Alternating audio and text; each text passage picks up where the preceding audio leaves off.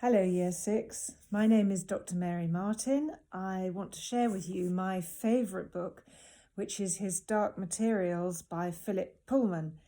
Actually, it's 3 books, and I'm going to read the first chapter of the first book, which is called Northern Lights. Some of you may have seen it on the television, or there have also been films of all 3 books. The heroine of our story is Lyra Balakwa, who is about your age. And the book is about her travels she tries to discover why a mysterious power is stealing children. The book's also about parallel worlds and the ability to move between them. This chapter starts in Oxford in England, but it's not an England we know. Things are slightly different. For example, every person has something called a demon, an animal spirit that we can see and hear and reflects their personality. It also helps protect them. Chapter 1 is called The Decanter of Tokai.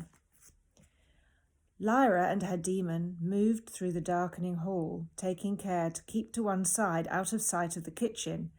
The 3 great tables that ran the length of the hall were laid already, the silver and the glass, catching what little light there was, and the long benches were pulled out ready for the guests. Portraits of former masters hung high up in the gloom along the walls. Lyra reached the dais and looked back at the open kitchen door. Seeing no one, she stepped up beside the high table. The places here were laid with gold, not silver, and the 14 seats weren't oak benches but mahogany chairs with velvet cushions. Lyra stopped beside the master's chair and flicked the biggest glass gently with a fingernail. The sound rang clearly through the hall.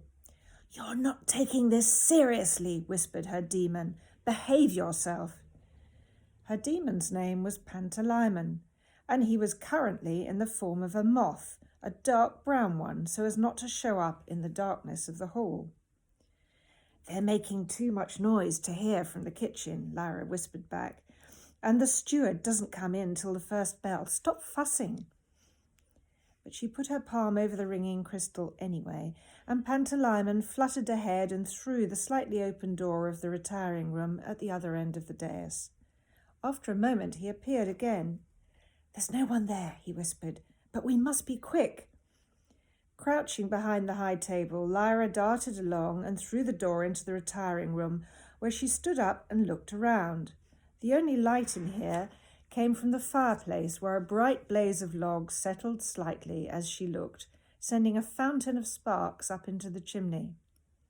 She'd lived most of her life in the college, but had never seen the retiring room before. Only scholars and their guests were allowed in there, and never females. Even the maidservants didn't clean in here. That was the butler's job. Pantalaimon settled on her shoulder. "Happy now? Can we go?" he whispered. "Don't be silly, I want to look around." It was a large room with an oval table of polished rosewood on which stood various decanters and glasses and a silver smoking mill with a rack of pipes. On a sideboard there was a little chafing dish and a basket of poppy heads. "They do themselves well, don't they, Pan?" she said under her breath. She sat in one of the green leather armchairs. It was so deep she found herself nearly lying down, but she sat up again and tucked her legs under her to look at the portraits on the walls. More old scholars, probably, robed, bearded and gloomy. They stared out of their frames in solemn disapproval. "What do you think they talk about?" Lyra said, or began to say, because before she'd finished the question, she heard voices outside the door. "Behind the chair, quick!" whispered Pantalaimon, and in a flash Lyra was out of the armchair and crouching behind it.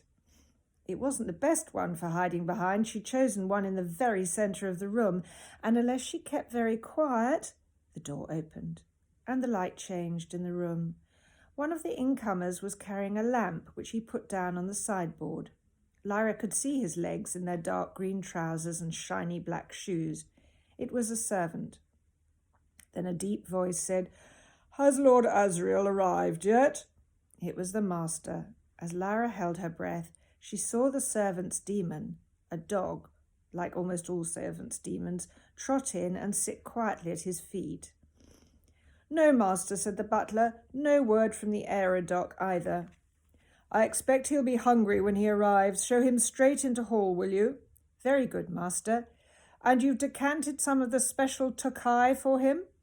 Yes, master, the 1898, as you ordered. His lordship is very partial to that, I remember. Lyra could feel Pantalaimon bristling with anxiety, though he made no sound. For herself, she was pleasantly excited. The visitor mentioned by the master, Lord Asriel, was her uncle, a man whom she admired and feared greatly. He was said to be involved in high politics, in secret exploration, in distant warfare, and she never knew when he was going to appear. He was fierce. If he caught her in here, she'd be severely punished, but she could put up with that. What she saw next, however, changed things completely. The master took from his pocket a folded paper and laid it on the table. He took the stopper out of the mouth of a decanter containing a rich golden wine, unfolded the paper, and poured a thin stream of white powder into the decanter before crumpling the paper and throwing it into the fire.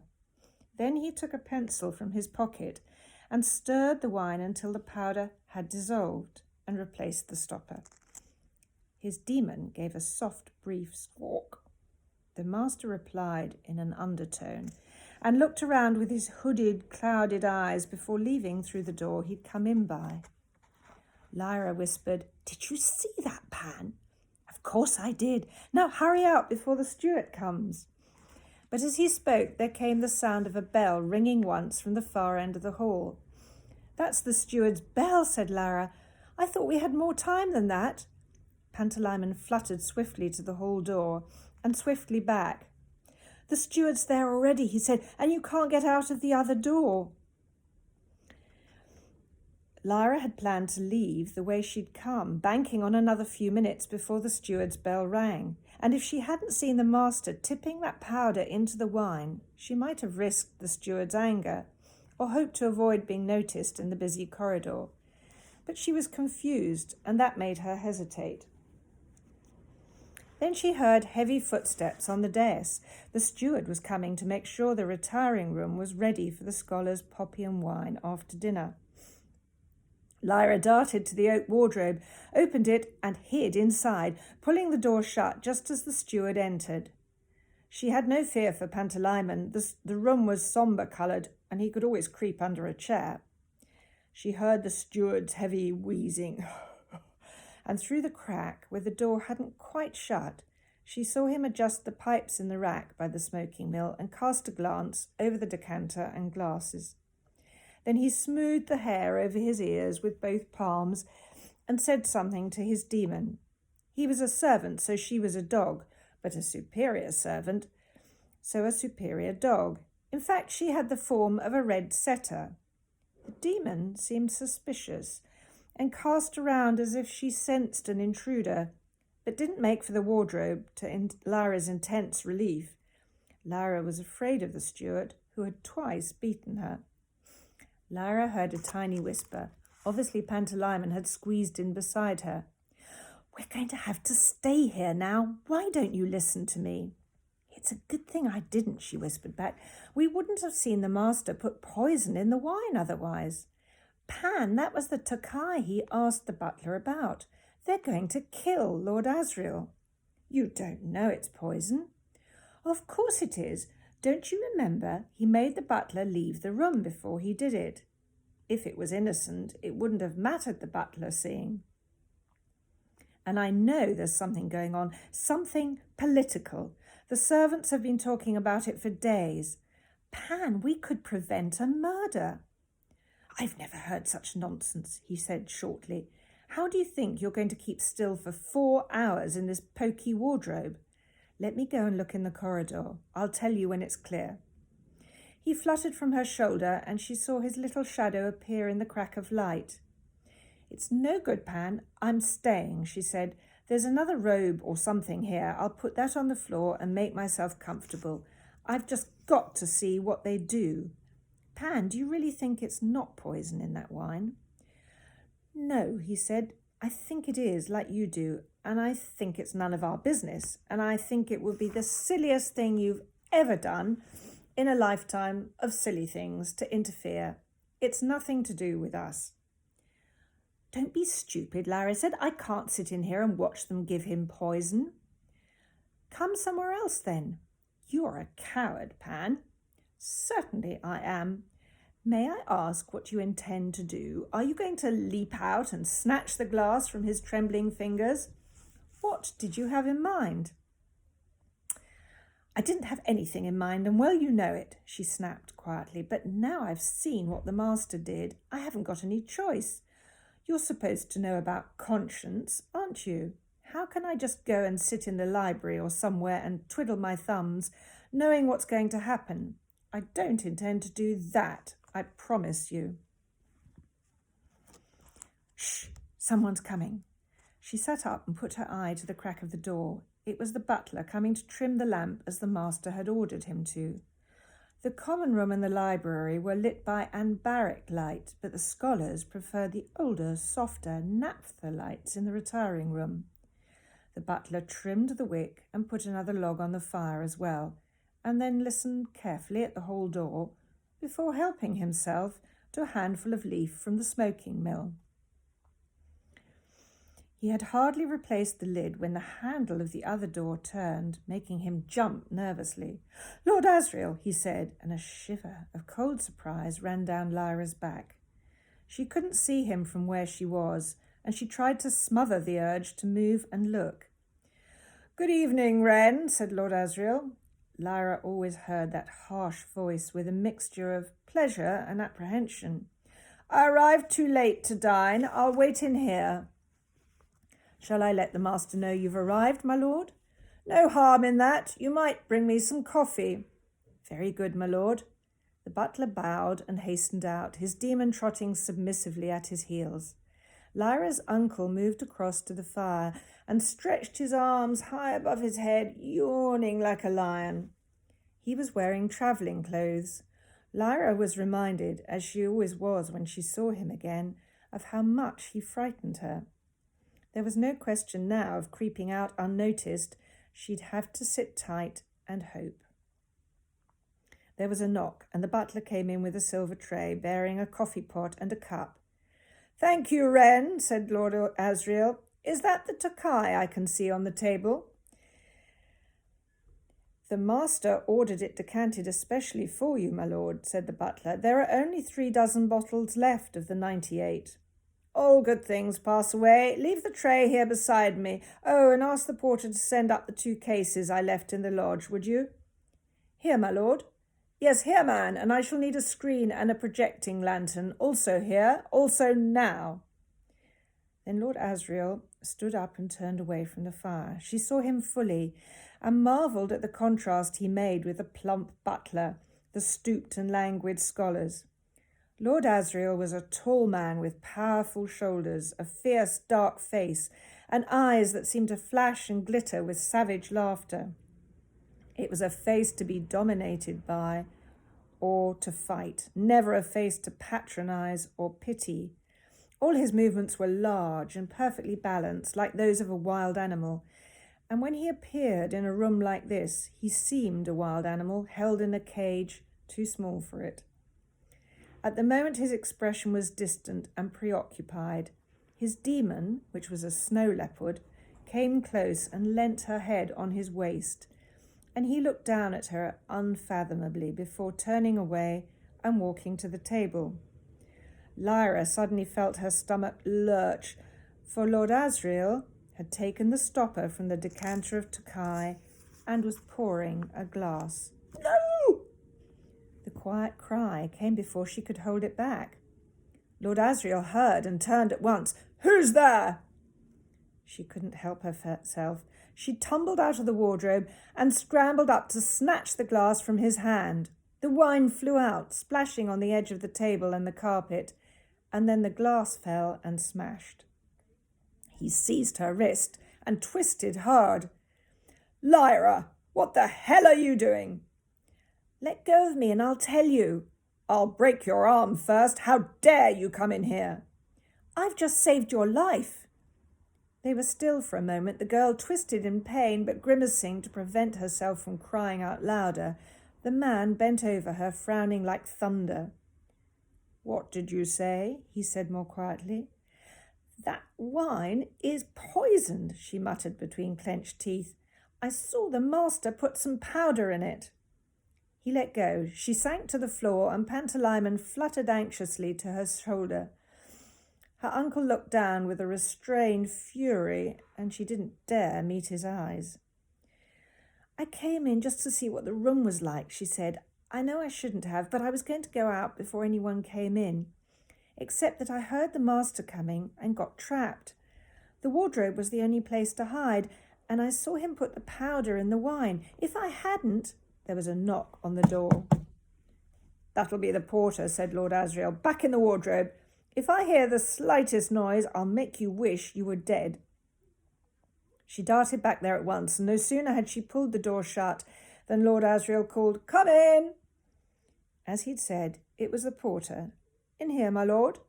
Lyra saw the old man standing doubtfully in the doorway, and behind him the corner of a large wooden box. "That's right, Shooter," said Lord Asriel. "Bring them both in and put them down by the table." Lyra relaxed a little and allowed herself to feel the pain in her shoulder and wrist. It might have been enough to make her cry if she was the sort of girl who cried. Instead, she gritted her teeth and moved the arm gently until it felt looser. Then came a crash of glass and the glug of spilt liquid. "Damn you, Shooter, you careless old fool! Look what you've done!" Lyra could see just. Her uncle had managed to knock the decanter of Takai off the table and made it look as if the porter had done it. The old man put the box down carefully and began to apologise. I'm truly sorry, my lord. I must have been closer than I thought. Get something to clear this mess up. Go on before it soaks into the carpet." The porter and his young assistant hurried out. Lord Asriel moved closer to the wardrobe and spoke in an undertone. "Since you're in there, you can make yourself useful. Watch the master closely when he comes in. If you tell me something interesting about him, I'll keep you from getting further into the trouble you're already in. Understand?" "Yes, uncle." "Make a noise in there and I won't help you. You're on your own." He moved away and stood with his back to the fire again as the porter came back with a brush and dustpan for the glass and a bowl and cloth. "I can only say once again, my lord, I do most earnestly beg your pardon. I don't know what—" "Just clear up the mess." As the porter began to mop the wine from the carpet, the butler knocked and came in with Lord Asriel's manservant, a man called Thorold. They were carrying between them a heavy case of polished wood with brass handles. They saw what the porter was doing and stopped dead. "Yes, it was the Takai," said Lord Asriel. "Too bad. Is that the lantern? Set it up by the wardrobe, Thorold, if you would. I'll have the screen up at the other end." Lyra realised she would be able to see the screen and whatever was on it through the crack in the door, and wondered whether her uncle had arranged it like that for the purpose. Under the noise the manservant made unrolling the stiff linen and setting it up on its frame, she whispered, "See, it was worth coming, wasn't it?" "It might be," Pantalaimon said austerely in his tiny moth voice, "and it might not." With a slight bow, the butler took the tray and left, and Thorold went with him. As soon as the door closed, Lord Asriel looked across the room directly at the wardrobe, and Lyra felt the force of his glance, almost as if it had physical form, as if it were an arrow or spear. Then he looked away and spoke softly to his demon. She came to sit calmly at his side, alert and elegant and dangerous, her green eyes surveying the room before turning, like his black ones, to the door from the hall as the handle turned. Lyra couldn't see the door, but she heard an intake of breath as the first man came in. "Master," said Lord Asriel. "Yes, I'm back. Do bring in your guests. I've got something very interesting to show you." And that's the end of chapter 1. I do hope that you'll go on and read it or watch the film because it's the most marvellous story. And for me, it's even better than Harry Potter, and that's saying something.